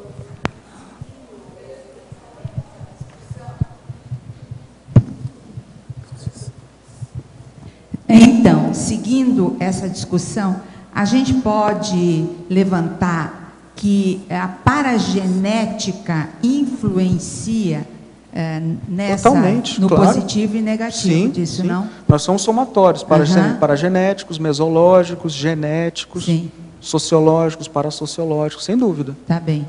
Sem dúvida. Marco Antônio, Osvaldo aqui acima no ar. Sim, Osvaldo. Justamente indo em linha com o que estava a Lucite perguntando, você é especialista em pneumologia, certo? Quanto você tem visto... Pneumologia, sim.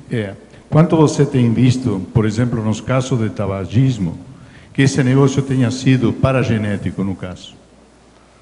Você está querendo dizer tabagismo paragenético? Olha, é uma pergunta que eu vou ter que pensar. O que eu posso dizer é o seguinte, existe uma avidez por um hedonismo que é paragenético, que pode ser paragenético, sim. Porque você sabe, o cigarro, ele desencadeia um mecanismo de recompensa, né, cerebral. Né? Ou seja, a nicotina, você aspira a nicotina, em poucos segundos ela dá um barato, né, no cérebro humano, né? Embora se ache que a nicotina não dê barato, ela dá barato sim. É só vocês lembrarem daquela pessoa, por exemplo, quando está no meio de uma reunião, sai da reunião porque está brabo, aí fuma o cigarro, aí fica todo zen, né? E aí volta para a reunião.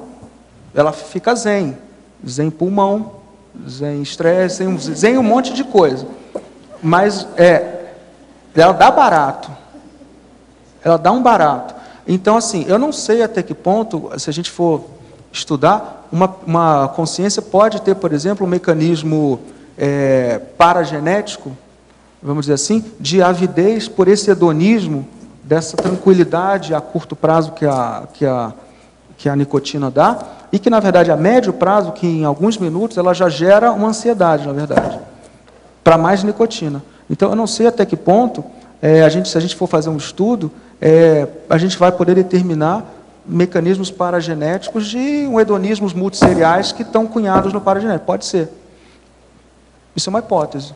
Pode ser. Ok, obrigado. Tá? Fatologia. Fatologia? Página 8. Na 8ª linha, de cima para baixo.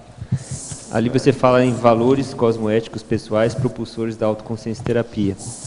Nesse contexto da autorremissibilidade, que valores que você já identificou, percebe que se saem na frente, assim como valores cosmoéticos que ajudam, né, isso? Quais valores? Tá. Essa ideia aqui, que a gente traz, é a condição a pessoa está diante de uma situação. Tem uma neo-situação, uma neo-performance, um neo-desempenho evolutivo, abandonando situações anteriores patológicas. Então, o que vai fazer, na verdade, ela retroceder ou ir para frente são os valores pessoais que ela tem. na verdade, assim, isso daqui está contemplado também, esses valores cosmoéticos, por situações, por exemplo, que está aqui na forças, na argumentologia.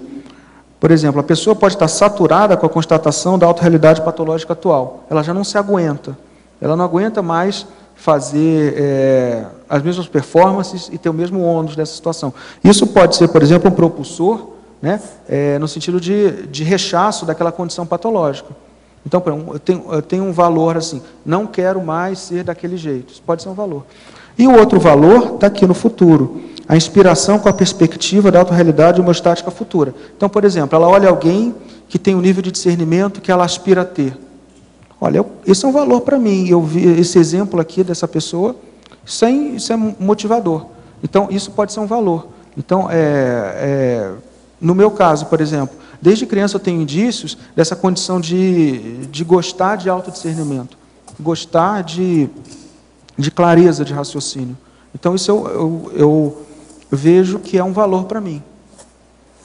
Então, eu acho que cada pessoa tem que traçar o seu valor cosmoético que impulsione a autoconsciencioterapia. Eu acho que isso é um dos grandes problemas do CPC. Quando a pessoa deixa de fazer o CPC, que ela nota e fracassa naquela realização. É porque aquilo, na verdade, é um valor ainda idealizado. Não é um valor que a pessoa está olhando ali, que a gente pode até ter algumas pessoas que questionam se existe valor idealizado. Valor tem que ser uma coisa que a pessoa valorize. Se é um valor idealizado, não é um valor, né? Então, tem até essa discussão. Mas, assim, a pessoa identificar aquilo que propulsiona essa mesma consciência para um ambiente, para uma situação homeostática. Professor Valdo, aqui. Uma pergunta sobre o seu verbete. Na página 52, por favor, no segundo parágrafo, no enunciado, na quinta, 1, 2, 3, 4, 5, na quinta linha, o senhor fala: o toque feminino faz a vida charmosa, a força presencial masculina estratifica a liderança. Por que a força presencial estratifica a liderança? Hormônio, testosterona, testículo. Testículo, estou falando, não é um texto pequeno, não. Estou falando é testículo. Mas... liderança precisa de ter determinação. Sim, mas o senhor disse a força presencial masculina. Pois é masculina, sim. Quem é que são os maiores líderes? São machos, não são fêmeas.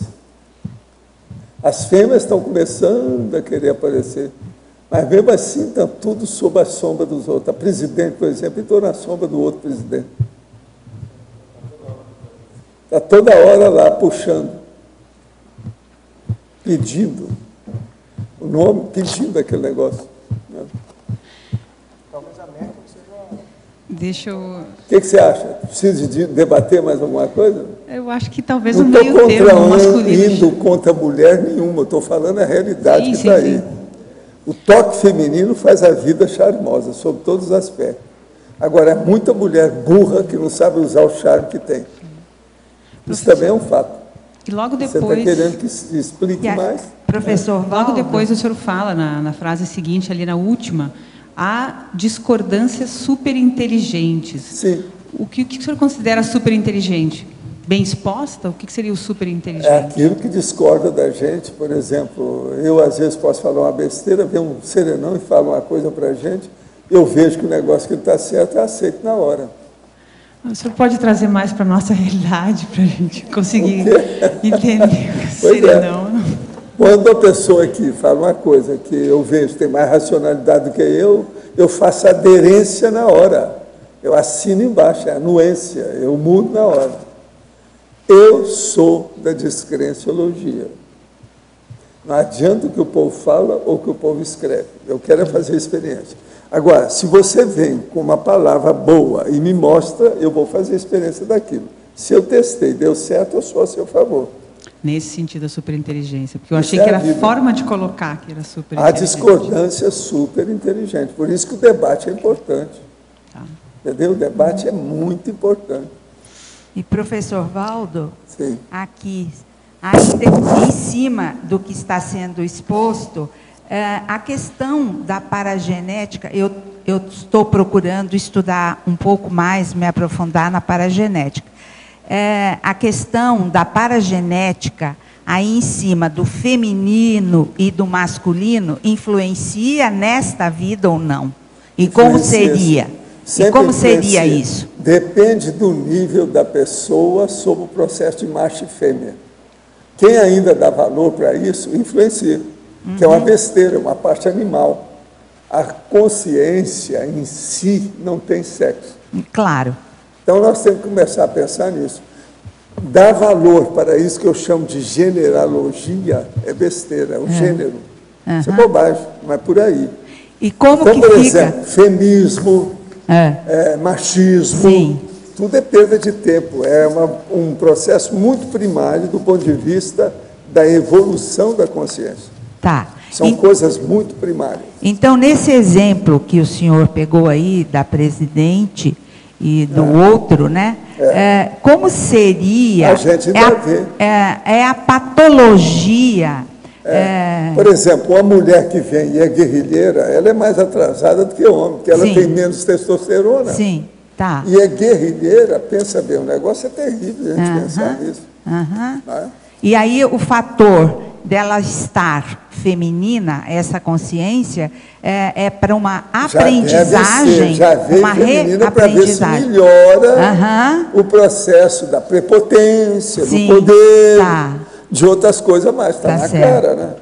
Estou entendendo. Vamos observar. Tá bem, obrigada. Professor, o médium Moisés Ezagui narra em um vídeo na internet uma retrocognição no Egito, onde um amigo evolutivo, consciência super evoluída, segundo ele, conseguiu dissomar pela vontade e aproveitar a energia do soma, desmaterializando para a própria automaterialização do psicossoma. Isso tudo é besteira da grande. Gostaria de saber se o evoluciólogo já teria capacidade de fazer isso, ou se essa capacidade é da seara evolutiva do serenão. Olha, o que eu posso dizer para você é o seguinte: para mim tudo isso é tolice, infantilidade, de quem não entende o processo de ressomar e dessomar. Mas, isso é a minha opinião. Você segue, você já falou sobre esse cara aqui, eu não conheço nada dele. Não quero saber, é muita bobagem que eu já vi sobre ele. Agora, o que se passa? Não vai no bico do que eu falo, nem no bico do que ele escreve, ou do vídeo que você viu. Faça a sua experiência, vê o que você arruma com isso. Ontem o senhor estava comentando sobre lembranças intrauterinas. Eu tenho uma lembrança de quando minha mãe estava grávida de mim, poucos dias antes do meu nascimento. Eu lembro exatamente do velório do meu bisavô. Minha mãe confirma o cenário que eu descrevo. Contudo, minha lembrança é de como se eu estivesse no colo dela e não dentro do útero. Lembro também de ter lucidez sobre os acontecimentos do momento. Como posso compreender isso?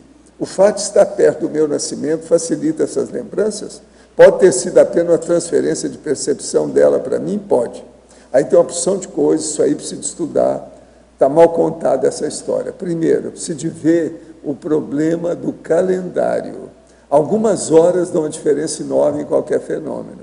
Isso aí tem que ver com calma. Outra coisa, a influência da sua mãe. Outra coisa muito séria, velório de uma pessoa em casa. Isso aí é terrível.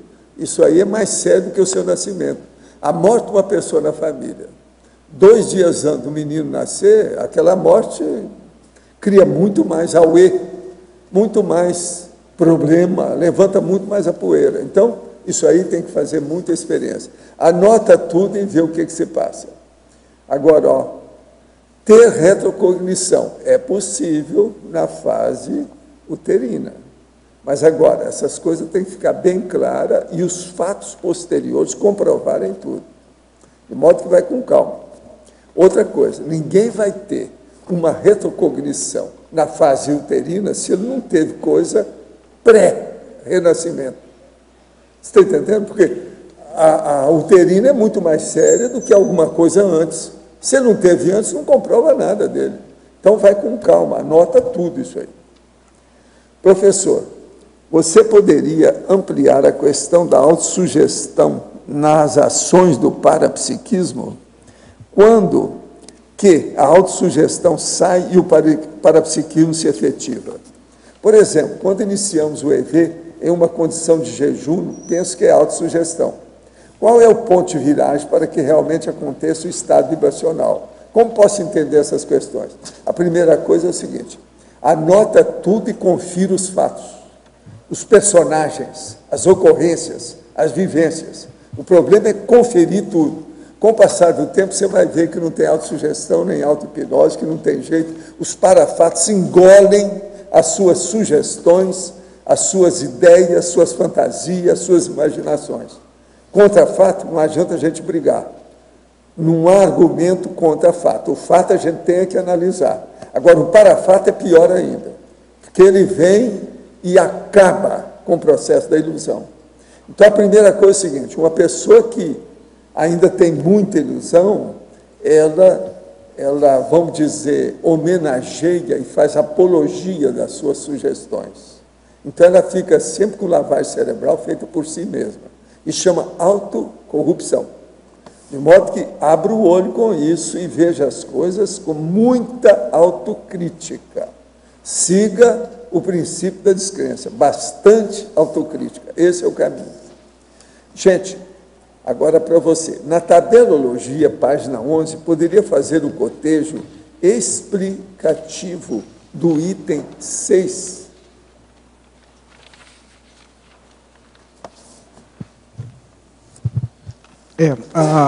Esse item 6 aqui, ele trata, então, de duas condições, né? Uma homeostática e outra nosográfica. A condição homeostática é a ousadia racional autoprescritiva.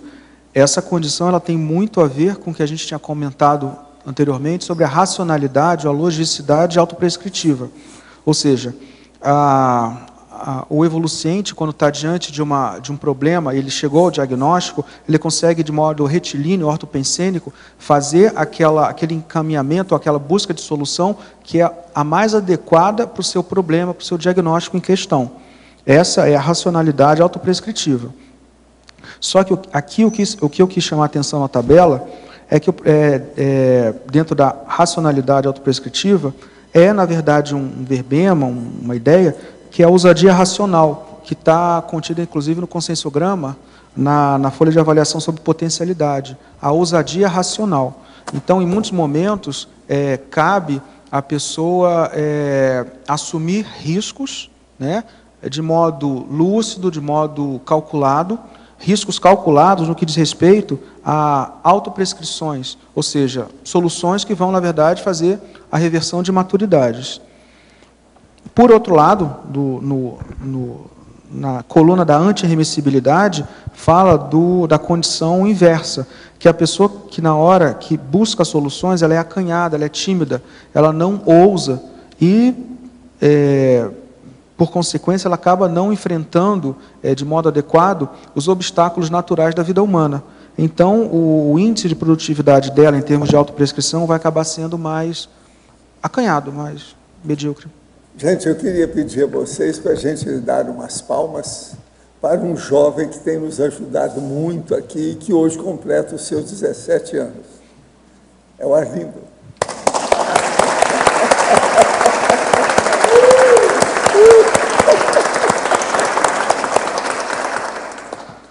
Oi, Mar. Na página 8, sim, parafatologia, na terceira linha de baixo para cima. Tá, é o qual? É o treinamento parapsíquico de atuação com a central extrafísica da energia. Como é que é feito isso? Boa pergunta, eu também estou treinando. O que eu vejo é o seguinte: dentro do que o professor Valdo coloca em relação à central extrafísica de energia, uma condição importante é você atingir o nível de ortopensenidade, né, que aí entra o componente autoconsciencioterápico, né, o nível de ortopensenidade para você estar confluente, estar alinhado do ponto de vista pensênico com essa condição da central extrafísica de energia. Então, assim, o treinamento é TENEPS, é assistencialidade. Agora, sim, para efetivar, eu ainda talvez esteja igual a você. Eu ainda estou treinando. Marco. Oi, Marco. Oi. Você coloca aqui na pensinologia, não sei se você já comentou, o holopensene pessoal da heurística consciencioterápica. Sim. Você já comentou? Não foi comentado diretamente, mas é a condição, a heurística em termos de ciência que tem por objeto descobrir fatos, né, condições. Então, assim, a heurística consciencioterápica é todo o processo de autopesquisa em relação aos nossos substratos doentios. E como a gente comentou aqui o tempo todo, é importante ter muitas nuances, ter atenção a várias nuances que podem desviar do processo autoconsciencioterápico. A gente comentou o processo emocionalista, o processo da banalização dos autodiagnósticos. Então, tudo isso na verdade, é material de pesquisa no que diz respeito à heurística autoconsciencioterápica. Você vai juntando a informação, juntando o material, até que você pode chegar a alguma conclusão acachapante, uma conclusão, pelo menos que seja um indício da... Pode ser também por esse viés, pode ser por essa abordagem também. Porque no set consciencioterápico, muitas vezes, fica nessa busca, né? Qual a origem? O que está gerando aquele processo patológico? Olha, eu acho que é válido buscar a origem, mas assim, uma grande fonte de erro que eu vejo enquanto evolucente estou me colocando nessa condição, é a busca excessiva pela origem, quando na verdade você já tem mini diagnósticos, mini situações problemáticas que já são passíveis de você fazer alguma coisa. Se eu for buscar a origem do meu belicismo, então, então 1100 eu fiz isso, 1200, e não sei quando eu era vaca, eu comi uma grama, aí eu fui bélico para sobreviver. Fica um negócio assim, mateológico. Então, assim, eu acho que um dos grandes erros em termos de a busca de origem. Tá certo se buscar a origem, buscar a origem para ter cosmovisão é excelente. Agora, a busca da origem para fugir do autoenfrentamento, isso aqui é uma condição importante na heurística consciencioterápica. Consciencioterapia é para enfrentar, é para usar técnica, é para fazer. Está no cerne, está na definição. Reversão de patologias. Então, não é ficar buscando... Quer dizer, claro, você busca para você ter a cosmovisão, mas você tem que terapeutizar, tem que fazer, enfrentar, técnica, experimento. A consciencioterapia é isso, sabe? Mais diretamente ao autoenfrentamento do que isso. Realmente... tem que ter autopesquisa e autopesquisa, claro. Mas para você canalizar para fazer alguma coisa. Isso que é essencial. Ok. Marco, na página 10, paradoxologia, a penúltima paradox, pode falar sobre isso? Tá, na paradoxologia, qual por favor? A penúltima. Penúltima. O paradoxo da autodepreciação pensênica, gerando a estratégia equivocada do autoengrandecimento patológico. É o paradoxo da pessoa, na verdade, que tem baixa autoestima, que se autodeprecia, mas que na casca mais externa ela mostra um fenótipo, uma aparência de autoengrandecimento, seja por vaidade, seja por arrogância, seja por todos esses processos de autoengrandecimento que a gente considera patológico, em termos de patopensenidade. Então, isso é um paradoxo. A pessoa muitas vezes está mostrando como grande e tudo mais, mas embaixo dessa casca, na verdade, tem um grande telhado de vidro autopromovido, de autodepreciação. Esse é o paradoxo. Parece que são situações contraditórias, mas extremamente presente, e é um dos gargalos, eu acho, dentro da condição do pré-serenão.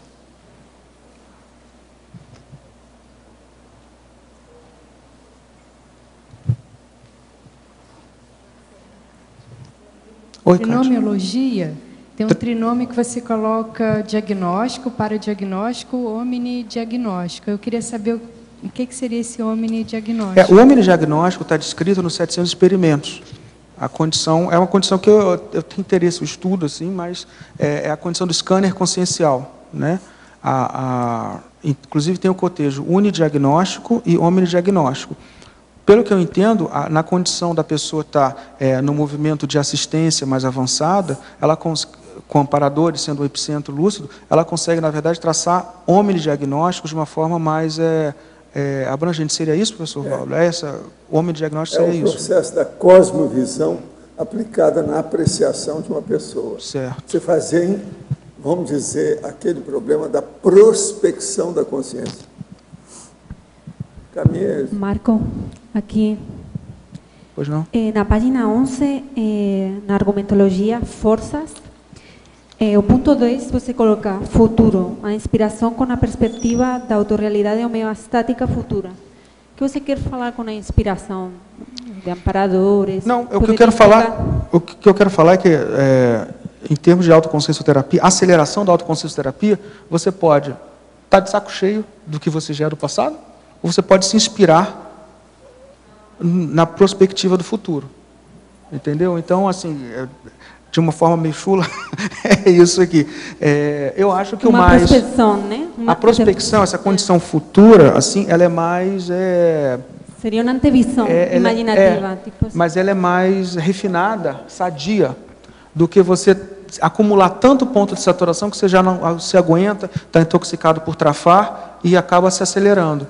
Eu vejo que a condição até de profilaxia, a condição mais lúcida, é a pessoa fazer a prospectiva dela mesma e se projetar para essa condição mais saudável. Tá? Marco, nós esperamos então mais uns 200 verbetes da sua parte. Pelo número de um monte de perguntas que foi feita a você, você tem que honrar isso com mais verbete, né? Tá, já está a caminho. Tá certo? Está a caminho, né? Nós esperamos, né? Contamos com você. Os nossos comerciais. Obrigado.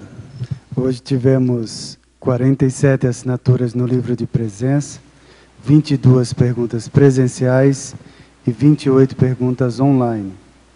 Os recados são da Marta sobre o curso Apolônio de Tiana, a Fernanda sobre o curso Fundamentos da Conviviologia e a Rosemary sobre o curso Desperticidade. Agora com vocês, Eliana, sobre o programa Amigos. Boa tarde. A gente quer convidar todos vocês, amigos e amigas da Enciclopédia, cuja assinatura está vencida, a renovarem a sua adesão, a renovarem a sua amizade com o programa e com a Enciclopédia da Conscienciologia. Quem renovar ou assinar o programa até o final deste mês vai concorrer a 3 manuais da verbetografia no sorteio mensal que a gente realiza. Aqueles que estão com qualquer dificuldade de renovar sua assinatura, por favor, façam contato comigo ou com o Fernando Barbaresco, que a gente vai tentar ajudar vocês de todas as maneiras possíveis. É só entrar em contato com o CAEC, quem é de fora, e aqui é só passar na recepção do CAEC. Muito obrigada. Boa tarde. A CIP convida todos para o curso Apolônio de Tiana, que será ministrado pelo professor Jabas Paranhos, no dia 4 de novembro, domingo, das 8h30 às 18h. Na sede da CIP, temas que serão abordados: história, biógrafos, escritos, iniciações, parapsiquismo, mito de Jesus Cristo, entre outros.